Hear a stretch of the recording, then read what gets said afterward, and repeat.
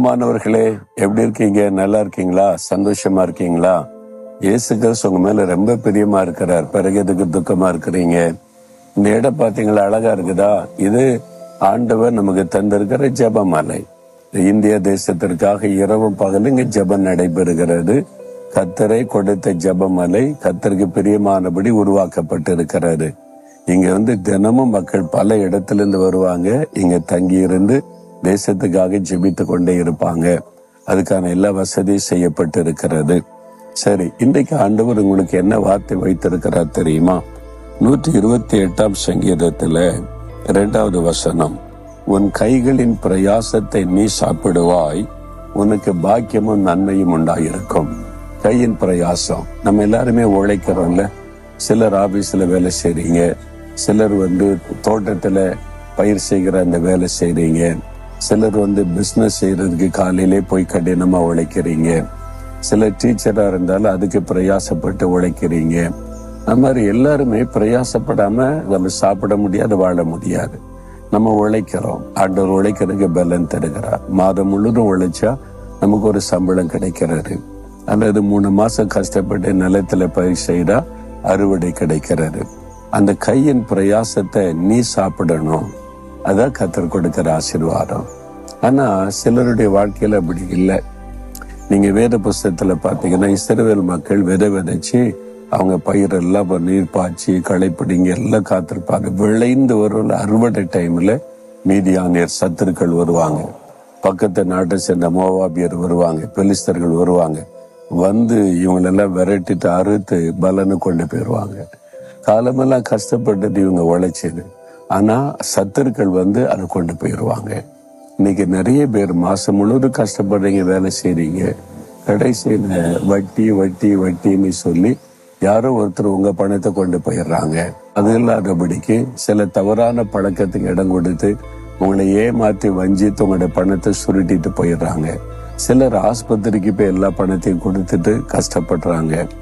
காரணமில்லாத நஷ்டம், இழப்பு, சில மனிதர்கள் இப்படி எல்லாம் பாதிப்பு இருக்குல்ல. அப்ப நீங்க உழைச்சு சம்பாதிக்கிறது நீங்க சாப்பிட முடியல, யாரோ கொண்டு போறாங்க, எங்கேயோ அது போகிறது. ஆனா ஆண்டவர் என்ன வாக்கு கொடுக்கிறார்? உன் கையின் பிரயாசத்தை நீ சாப்பிடுவ, உனக்கு பாக்கியமும் நன்மை உண்டாயிருக்கு. இந்த கர்த்தருடைய ஆசீர்வாதம், அதை நீங்க கேட்டு பெற்றுக்கொள்ளணும். ஏன் இந்த மாதிரி நீங்க சம்பாதிக்கிற பணம் எல்லாம் வட்டிக்கு போகுது, ஆஸ்பத்திரிக்கு போது கொஞ்சம் யோசித்து பார்த்து உங்களை ஆண்டவருக்கு ஒப்பு கொடுத்தீங்கன்னா, உன் கையின் பிரயாசத்தை நீ சாப்பிடுவ அப்படின்னு கர்த்தர் வாக்கு கொடுக்கிறார். அப்ப அதுல இருந்து விடுதலை கொடுத்து ஆசீர்வதிக்கிற ஒரு ஆண்டவர் இருக்கிறார். ஒரு சமயம் ஒரு குடும்பத்தார் வந்தாங்க, கணவன் மனைவி 3 பிள்ளைங்க. அந்த மனிதர் சொன்னார், ஐயா நான் ஒரு ஃபேக்டரியில வேலை செய்யறேன், மாதம் முழுவதும் கடினமான வேலை தான், நல்ல சம்பளம் தான் வாங்கிட்டு வருகிறேன். ஆனா எங்க வீட்டுல வியாதி இல்லாத நாளே இல்லை. ஒருவர் மாற்றி ஒருத்தருக்கு வியாதி, தினமும் ஆஸ்பத்திரி. நான் சம்பாதிக்கிற பணத்துல பாதி பணம் ஆஸ்பத்திரிக்கு போயிடுது. கஷ்டப்பட்டு சம்பாதிக்கிறத நாங்க நல்லா சாப்பிட்டு உடுக்க முடியல, எல்லாம் ஆஸ்பத்திரிக்கே போய் விடுகிறாரு என்பதாய் வேதனையோடு சொன்னார். அதான் ஜெபிக்க வந்தேன் என்று. நான் அவளை பார்த்து ஜெபிச்சுட்டு கர்த்தர் ஒரு ஆலோசனை கொடுத்தார். நான் சொன்னேன், சரி, நீங்க சம்பாதிக்கிறத நீங்க சாப்பிட முடியல, எல்லாம் வீணா ஆஸ்பத்திரிக்கு போது யாரோடு கொண்டு போறாங்க. ஆனா ஆண்டவர் சொல்றது, நீங்க கை பிரயாசப்பட்டது நீங்க சாப்பிட்டு நல்லா இருக்கணும். அதுக்குதான் ஆண்டவர் உங்களுக்கு இதெல்லாம் தந்திருக்கிறார். அப்ப அதுக்கு என்ன செய்யணும் அப்படின்னு கேட்டா, குடும்ப ஜெபம் பண்ணீங்களா? இல்லையான்னாங்க. நான் உங்களுக்கு ஒரு மருந்து தர்றேன்.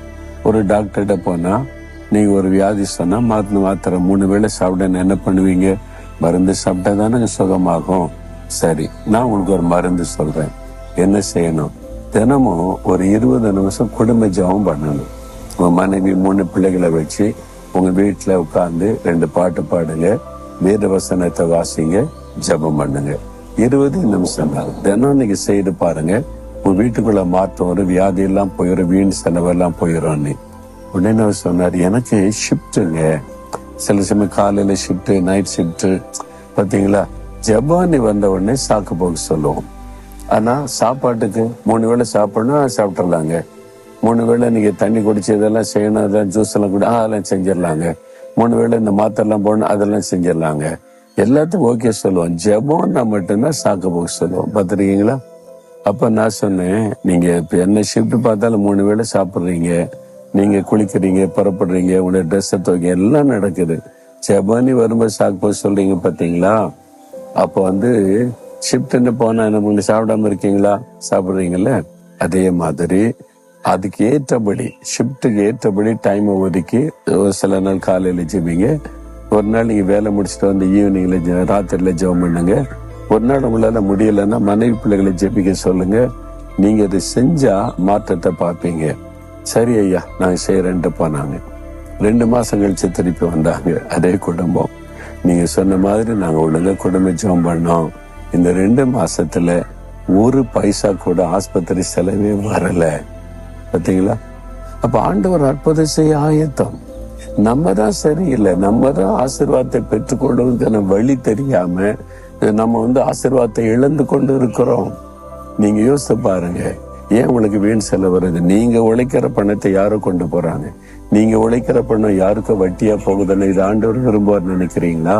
உன் கையின் பிரயாசத்தை நீ சாப்பிடணும் மகனே. அதுக்குதானே உனக்கு வேலை, அதுக்குதானே உனக்கு வேலை, அதுக்குதானே படிப்பு கொடுத்தேன், அதுக்குதானே வியாபாரம் கொடுத்தேன், அதுக்குதானே நிலங்களை கொடுத்து ஆசீர்வதிக்கிறேன்.